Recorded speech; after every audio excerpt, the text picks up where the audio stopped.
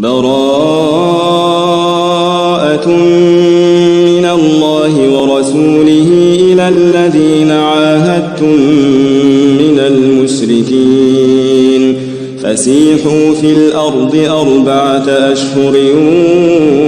واعلموا أنكم غير معجز الله وأن الله مخزي الكافرين. وأذان من الله ورسوله إلى الناس يوم الحج الأكبر أن الله بريء من المشركين ورسوله فإن تبتم فهو خير لكم وإن توليتم فاعلموا أنكم غير معجز الله وبشر الذين كفروا بعذاب أليم. إلا الذين عاهدتم من المشركين ثم لم ينقصوكم شيئا ولم يظاهروا عليكم أحدا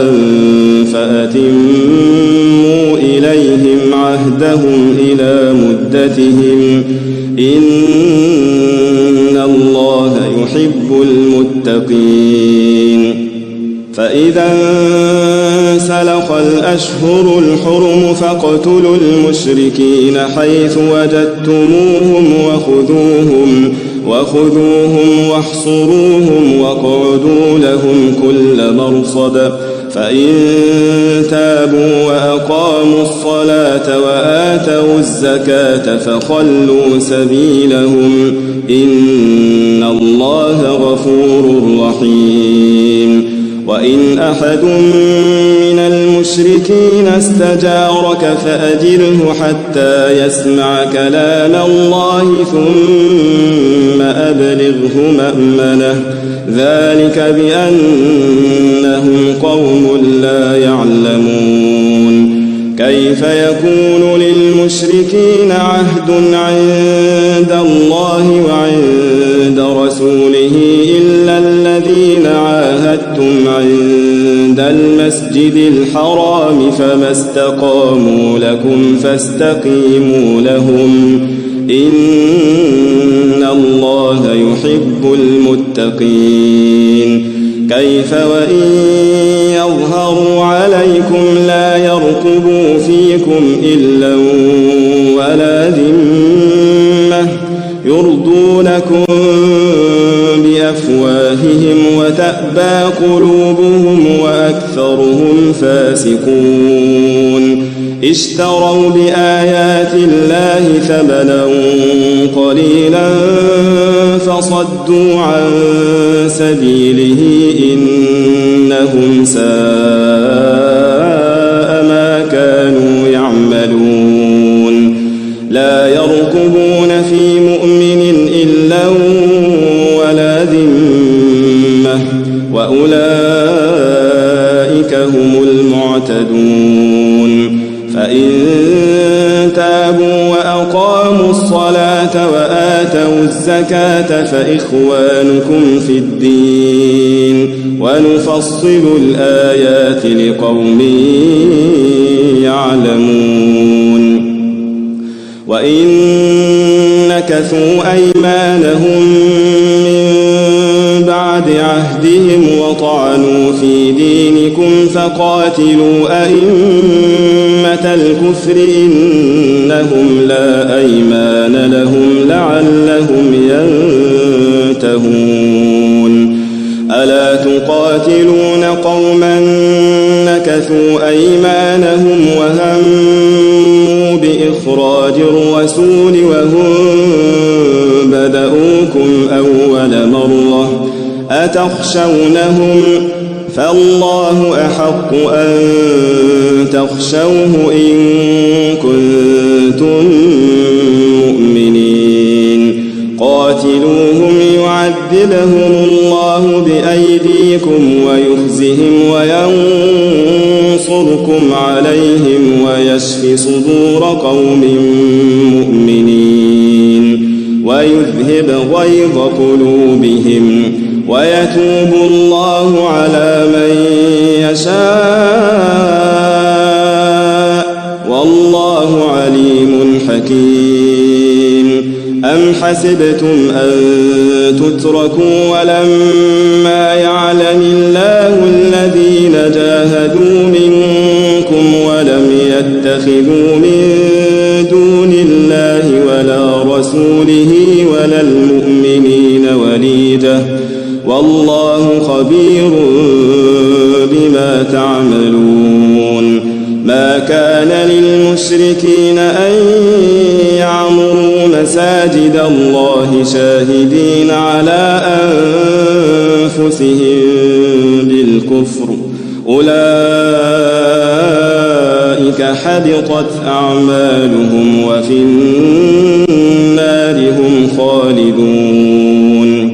إنما يعمر مساجد الله من آمن بالله واليوم الآخر وأقام الصلاة وآتى الزكاة ولم يخش إلا الله فعسى أولئك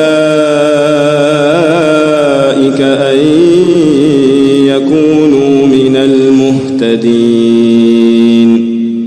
أجعلتم سقاية الحاج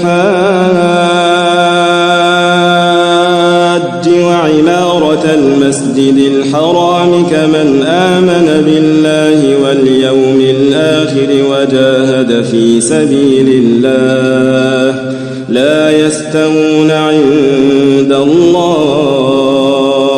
والله لا يهدي القوم الظالمين. الذين آمنوا وهاجروا وجاهدوا في سبيل الله بأموالهم وأنفسهم أعظم درجة عند الله وأولئك هم الفائزون. يبشرهم ربهم برحمة منه ورضوان وجنات لهم فيها نعيم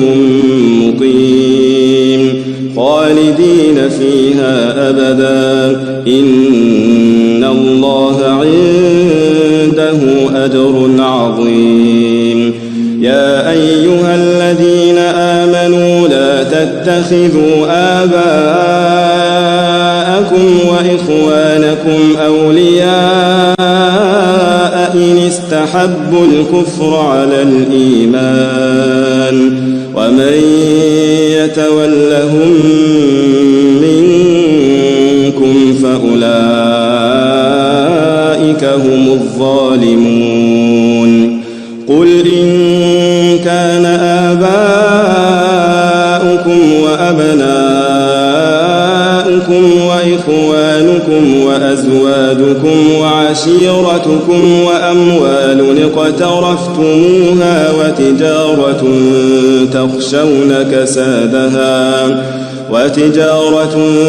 تخشون كسادها ومساكن ترضونها أحب إليكم من الله ورسوله وجهاد في سبيله فتربصوا حتى يأتي الله بأمره والله لا يهدي القوم الفاسقين. لقد نصركم الله في مواطن كثيرة ويوم حنين إذ أعجبتكم كثرتكم فلم تغن عنكم شيئا وضاقت عليكم الأرض بما رحبت ثم وليتم مدبرين. ثم أنزل الله سكينته على رسوله وعلى المؤمنين وأنزل جنودا لم تروها وعذب الذين كفروا وذلك جزاء الكافرين. ثم يتوب الله من بعد ذلك على من يشاء والله غفور رحيم. يا أيها الذين آمنوا إنما المشركون نجس فلا يقربوا المسجد الحرام بعد عامهم هذا وإن خفتم عيلة فسوف يغنيكم الله من فضله إن شاء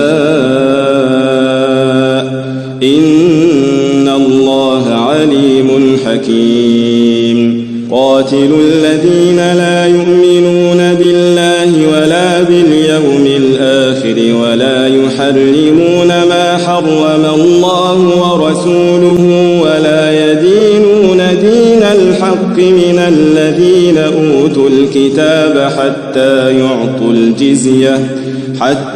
يعطوا الجزية عن يد وهم صاغرون. وقالت اليهود عزير بن الله وقالت النصارى المسيح بن الله ذلك قولهم بأفواههم يضاهئون قول الذين كفروا من قبل قاتلهم الله أنى يؤفكون. اتخذوا أحبارهم ورهبانهم أربابا من دون الله والمسيح ابن مريم وما أمروا إلا ليعبدوا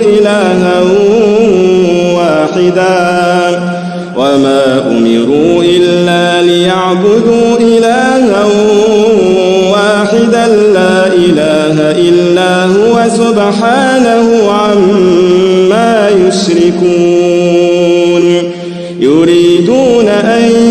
يطفئوا نور الله بأفواههم ويأبى الله إلا أن يتم نوره ولو كره الكافرون. هو الذي أرسل رسوله بالهدى ودين الحق ليظهره على الدين كله ولو كره المشركون. يا أيها الذين آمنوا إن كثيرا من الأحبار والرهبان ليأكلون أموال الناس بالباطل ويصدون عن سبيل الله والذين يكنزون الذهب والفضة ولا ينفقونها في سبيل الله فبشرهم بعذاب أليم. يوم يحمى عليها في نار جهنم فتكوى بها جباههم وجنوبهم وظهورهم هذا ما كنزتم لأنفسكم فذوقوا ما كنتم تكنزون. إن عدة الشهور عند الله 12 شهرا في كتاب الله يوم خلق السماوات والأرض منها 4 حرم ذلك الدين القيم فلا تظلموا فيهن أنفسكم وقاتلوا المشركين كافة كما يقاتلونكم كافة واعلموا أن الله مع المتقين. إنما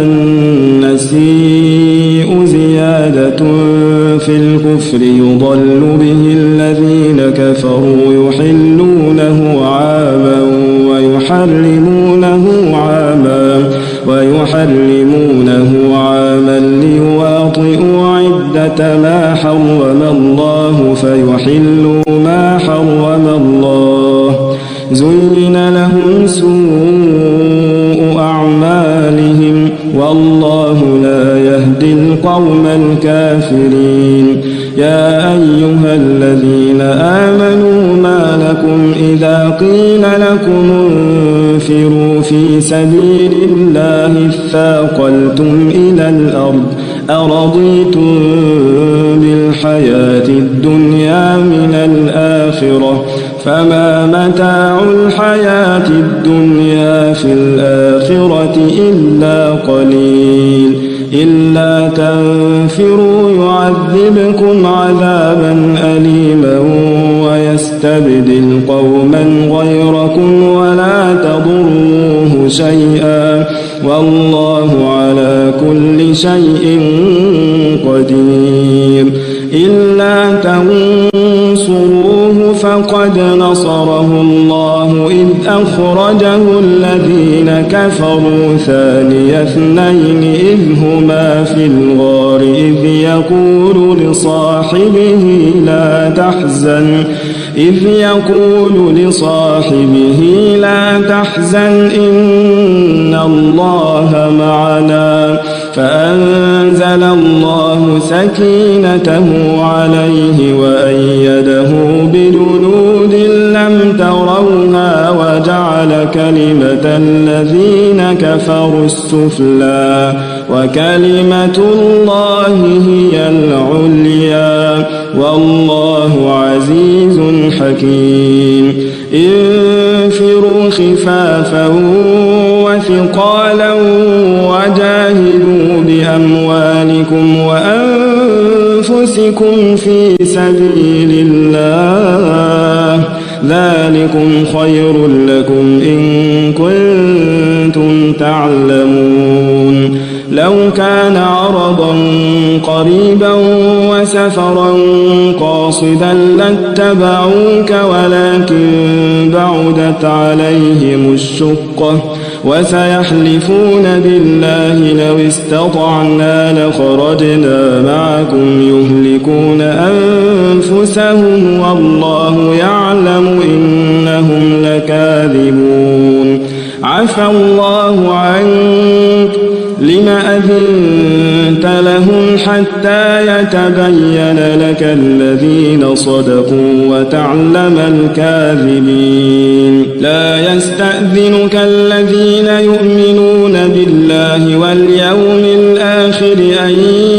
يجاهدوا بأموالهم وأنفسهم والله عليم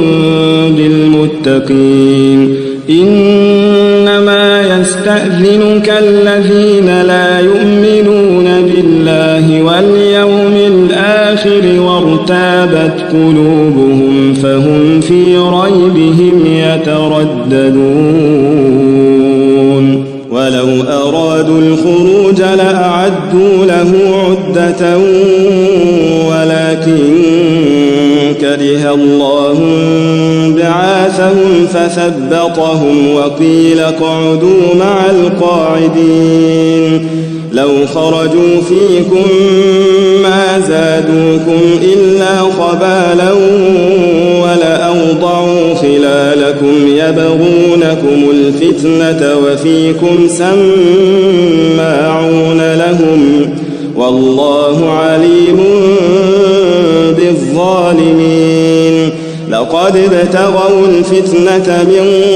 قبل وقلبوا لك الأمور حتى جاء الحق وظهر أمر الله وهم كارهون ومنهم من يقول ائذن لي ولا تفتني ألا في الفتنة سقطوا وإن جهنم لمحيطة بالكافرين إن تصبك حسنة تسؤهم وإن تصبك مصيبة يقولوا قد أخذنا أمرنا من قبل ويتولوا وهم فرحون قل لن يصيبنا إلا ما كتب الله لنا هو مولانا وعلى الله فليتوكل المؤمنون قل هل ترى يتربصون بنا إلا إحدى الحسنيين ونحن نتربص بكم أن يصيبكم الله بعذاب من عنده أو بأيدينا فتربصوا إنا معكم متربصون قل أنفقوا طوعا أو كرها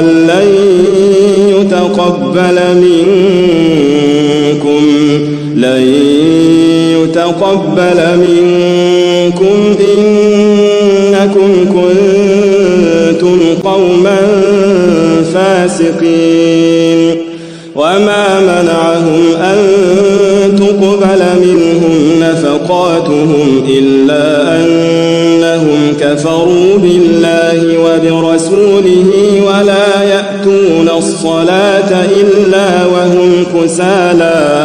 ولا يأتون الصلاة إلا وهم كسالى ولا ينفقون إلا وهم كارهون فلا تعجبك أموالهم ولا أولادهم إنما يريد الله ليعذبهم بها في الحياة الدنيا وتزهق أنفسهم وهم كافرون ويحلفون بالله إنهم لمنكم وما هم منكم ولكنهم قوم يفرقون لو يجدون ملجأ أو مغارات أو مدخلا لولوا إليه وهم يجمحون ومنهم من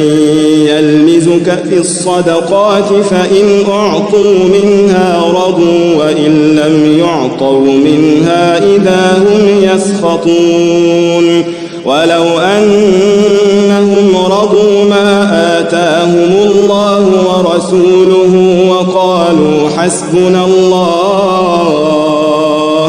وقالوا حسبنا الله سيؤتينا الله من فضله ورسوله إنا إلى الله راغبون إنما الصدقات للفقراء والمساكين والعاملين عليها والمؤلفة قلوبهم وفي الرقاب والغارمين وفي سبيل الله وابن السبيل فريضة من الله والله عليم حكيم ومنهم الذين يؤذون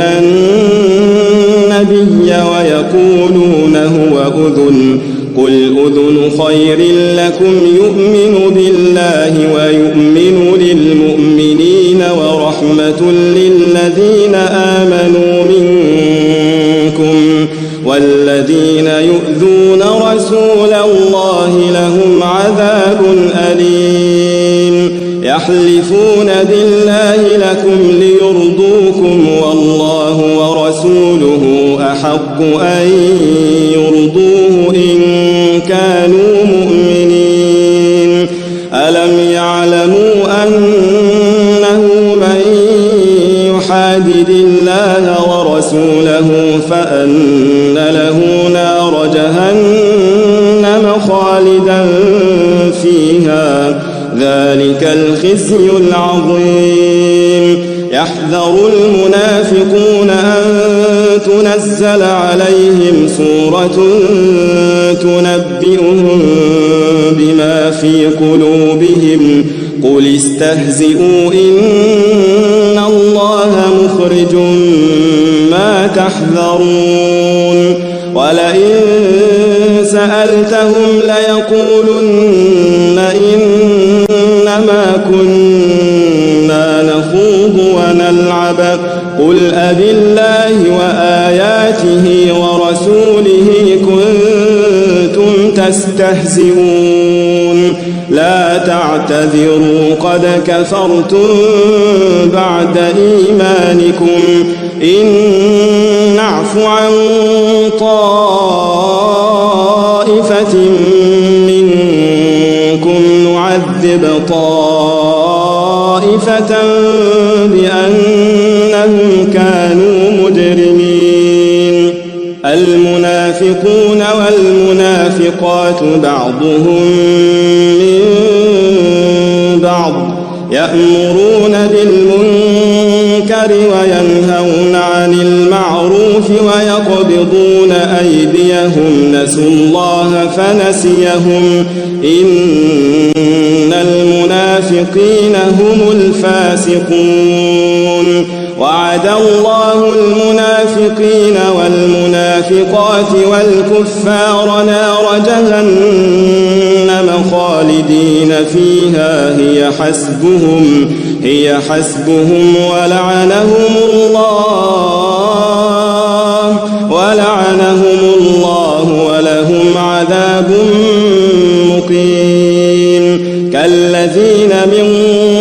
قبلكم كانوا أشد منكم قوة وأكثر أموالا وأولادا فاستمتعوا بخلاقهم فاستمتعتم بخلاقكم كما استمتع الذين من قبلكم بخلاقهم وخضتم كالذي خاضوا أولئك حبطت أعمالهم في الدنيا والآخرة وأولئك هم الخاسرون ألم يأتهم نبأ الذين من قبلهم قوم نوح وعاد وثمود وقوم إبراهيم وأصحاب مدين والمؤتفكات أتتهم رسلهم بالبينات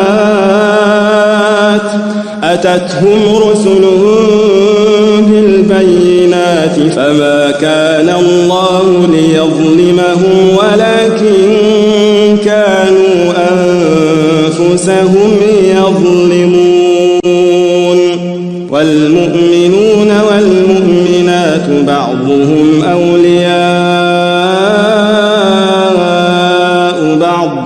يأمرون بالمعروف وينهون عن المنكر ويقيمون الصلاة ويؤتون الزكاة ويطيعون الله ورسوله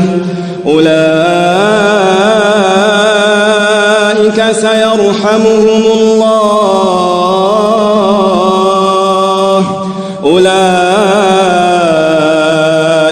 سيرحمهم الله إن الله عزيز حكيم وعد الله المؤمنين والمؤمنات جنات تجري من تحتها الأنهار خالدين فيها ومساكن طيبة في جنات عدن ورضوان من الله أكبر ذلك هو الفوز العظيم يا أيها النبي جاهد الكفار والمنافقين واغلظ عليهم ومأواهم جهنم وبئس المصير يحلفون بالله ما قالوا ولقد قالوا كلمة الكفر وكفروا بعد إسلامهم وهموا بما لم ينالوا وما نقموا إلا أن أغناهم الله ورسوله من فضله فإن يتوبوا يك خيرا لهم وإن يتولوا يعذبهم الله عذابا أليما في الدنيا والآخرة الآخرة وما لهم في الأرض من ولي ولا نصير ومنهم من عاهد الله لئن آتانا من فضله لنصدقن ولنكونن من الصالحين فلما آتاهم من فضله بخلوا به وتولوا وهم معرضون فأعقبهم نفاقا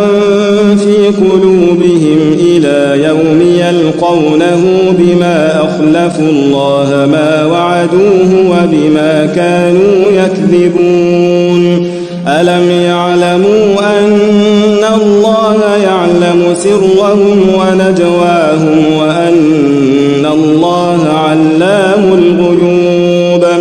الذين يلمزون المطوعين من المؤمنين في الصدقات والذين لا يجدون إلا جهدهم فيسخرون منهم سخر الله منهم ولهم عذاب أليم استغفر لهم أو لا تستغفر لهم إن تستغفر لهم 70 مرة فلن يغفر الله لهم ذلك بأنهم كفروا بالله ورسوله والله لا يهدي القوم الفاسقين فرح المخلفون بمقعدهم خلاف رسول الله وكرهوا أن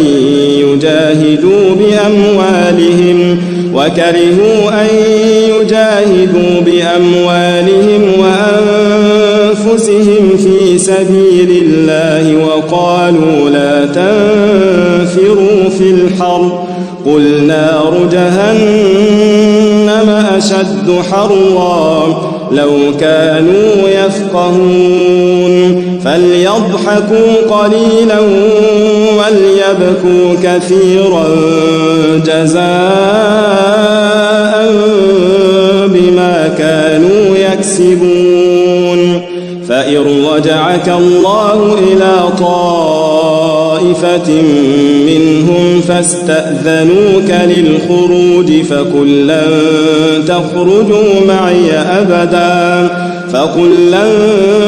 تخرجوا معي أبدا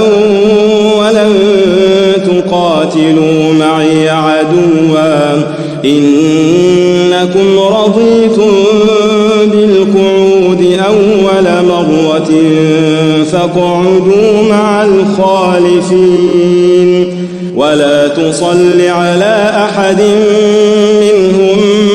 مات أبدا ولا تقم على قبره إنهم كفروا بالله ورسوله وماتوا وهم فاسقون ولا تعجبك أموالهم وأولادهم إنما يريد الله أن يعذبهم بها في الدنيا وتزهق أنفسهم وهم كافرون وإذا أنزلت سورة أن آمنوا بالله وجاهدوا مع رسوله استأذنك أولو الطول منهم وقالوا ذرنا نكن مع القاعدين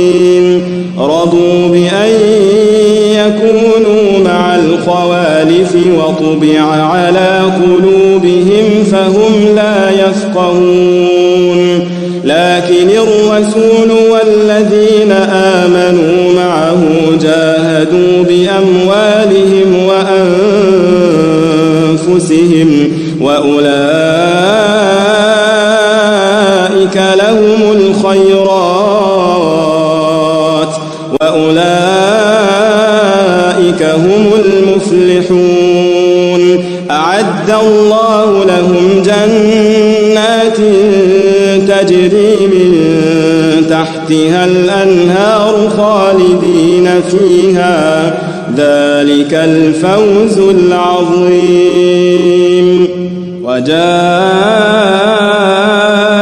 المعذرون من الأعراب ليؤذن لهم وقعد الذين كذبوا الله ورسوله سيصيب الذين كفروا منهم عذاب أليم. ليس على الضعفاء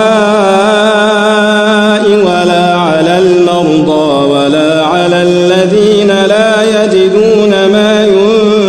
ينفقون حرج إذا نصحوا لله ورسوله ما على المحسنين من سبيل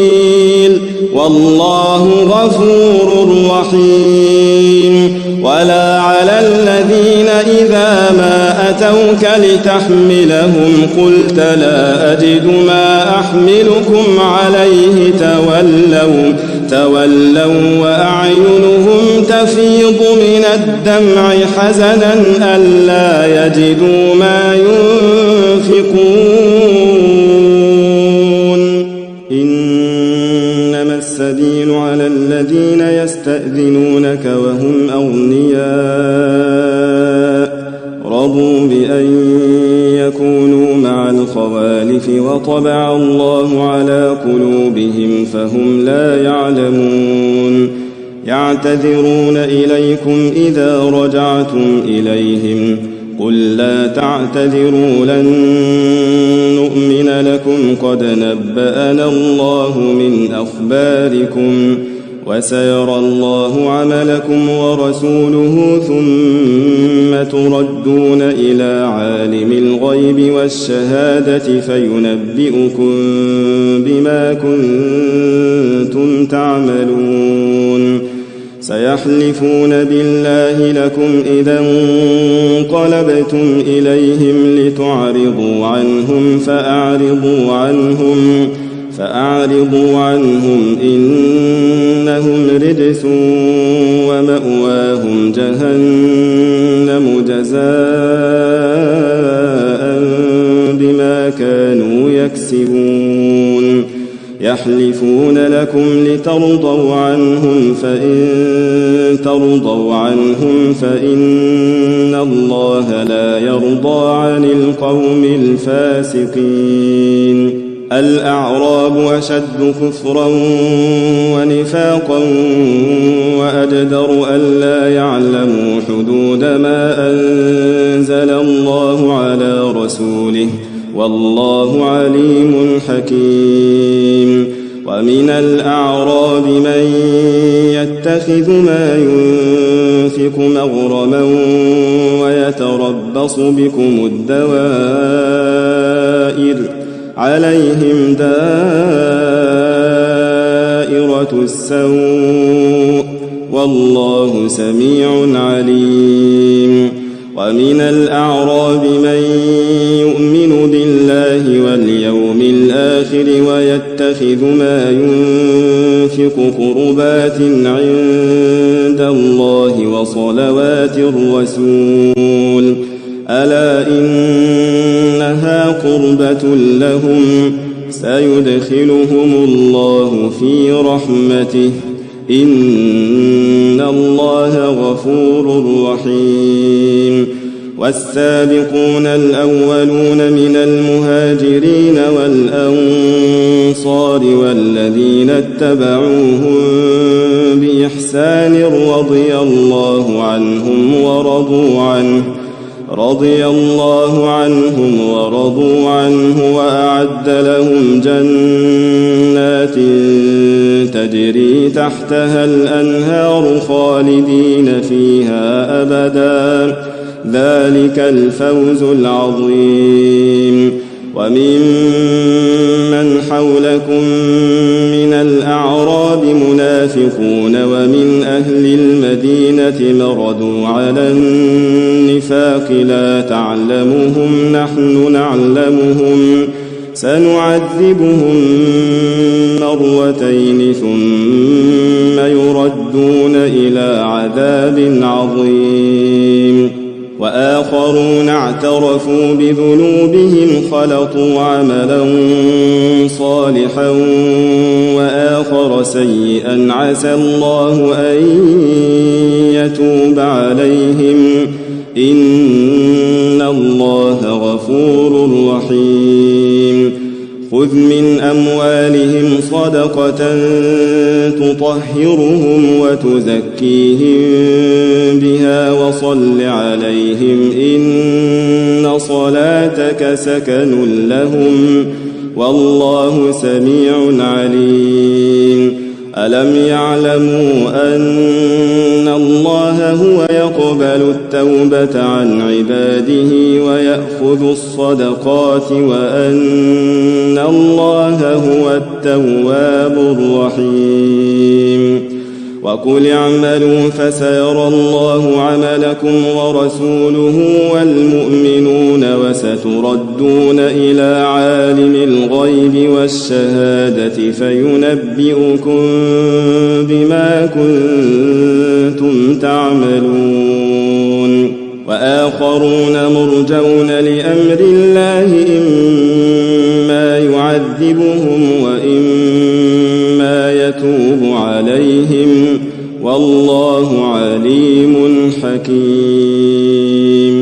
والذين اتخذوا مسجدا ضرارا وكفرا وتفريقا بين المؤمنين وإرصادا لمن حارب الله ورسوله من قبل وليحلفن إن أردنا إلا الحسنى والله يشهد إنهم لكاذبون لا تقم فيه أبدا لمسجد أسس على التقوى من أول يوم أحق أن تقوم فيه رجال يحبون أن يتطهروا والله يحب المطهرين أفمن أسس بنيانه على تقوى من الله ورضوان خير أم من أسس بنيانه على شفا جرف هار فانهار به في نار جهنم والله لا يهدي القوم الظالمين لا يزال بنيانهم الذي بنوا ريبة في قلوبهم إلا أن تقطع قلوبهم والله عليم حكيم إن الله اشترى من المؤمنين أنفسهم وأموالهم بأن لهم الجنة يقاتلون في سبيل الله فيقتلون ويقتلون وعدا عليه حقا في التوراة والإنجيل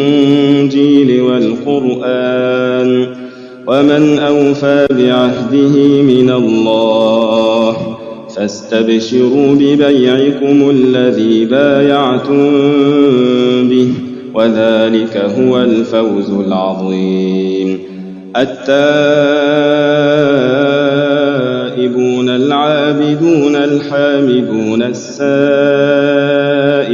الراكعون الساجدون الآمرون بالمعروف والناهون عن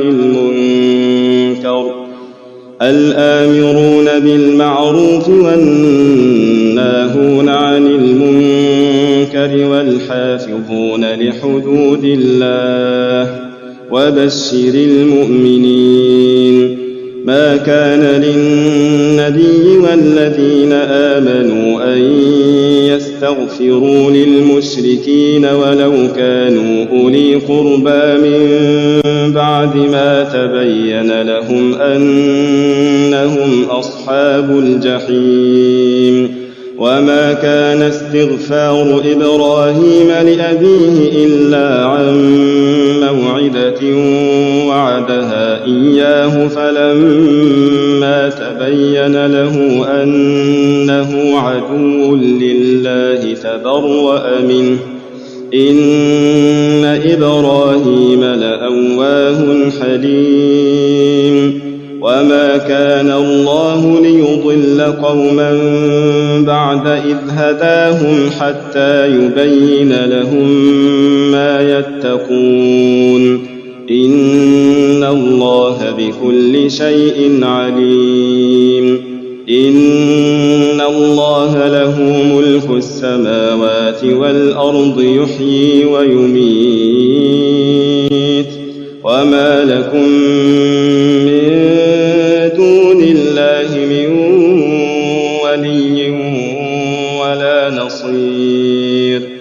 لقد تاب الله على النبي والمهاجرين والأنصار الذين اتبعوه في ساعة العسرة من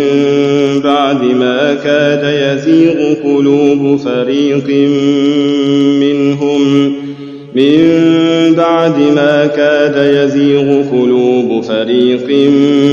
منهم ثم تاب عليهم إنه بهم رءوف رحيم وعلى الثلاثة الذين خلفوا حتى إذا ضاقت عليهم الأرض بما رحبت وضاقت عليهم أنفسهم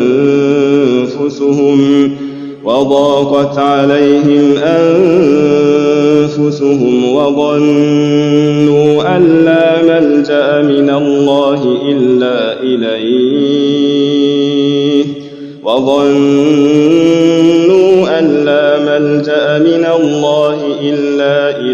ثم تاب عليهم ليتوبوا إن الله هو التواب الرحيم يا أيها الذين آمنوا اتقوا الله وكونوا مع الصادقين ما كان لأهل المدينة ومن حولهم من الأعراب أن يتخلفوا عن رسول الله ولا يرغبوا بأنفسهم عن نفسه ذلك بأنهم لا يصيبهم ظمأ ولا نصب ولا مخمصة في سبيل الله ولا يطؤون موطئا يغيظ الكفار ولا ينالون من عدو نيلا إلا كتب لهم به عمل صالح إن الله لا يضيع أجر المحسنين ولا ينفقون نفقة صغيرة ولا كبيرة ولا يقطعون واديا إلا كتب لهم ليجزيهم الله أحسن ما كانوا يعملون وما كان المؤمنون لينفروا كافة فلولا نفر من كل فرقة منهم طائفة ليتفقهوا في الدين ولينذروا قومهم إذا رجعوا إليهم لعلهم يحذرون يا أيها الذين آمنوا قاتلوا الذين يلونكم من الكفار وليجدوا فيكم غلظة واعلموا أن الله مع المتقين وإذا ما أنزلت سورة فمنهم من يقول أيكم زادته هذه إيمانا فأما الذين آمنوا فزادتهم إيمانا وهم يستبشرون وأما الذين الذين في قلوبهم مرض فزادتهم رجسا إلى رجسهم وماتوا وهم كافرون أولا يرون أنهم يفتنون في كل عام مرة أو مرتين ثم لا يتوبون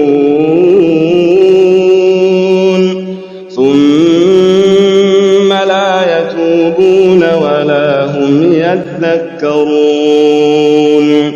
وإذا ما أنزلت سورة نظر بعضهم إلى بعض هل يراكم من أحد ثم انصرفوا صرف الله قلوبهم بأنهم قوم لا يفقهون لقد جاءكم رسول من أنفسكم عزيز عليه ما عنتم حريص عليكم بالمؤمنين رءوف رحيم لقد جاءكم رسول من أنفسكم عزيز عليه ما عنتم حريص عليكم بالمؤمنين رءوف رحيم فإن تولوا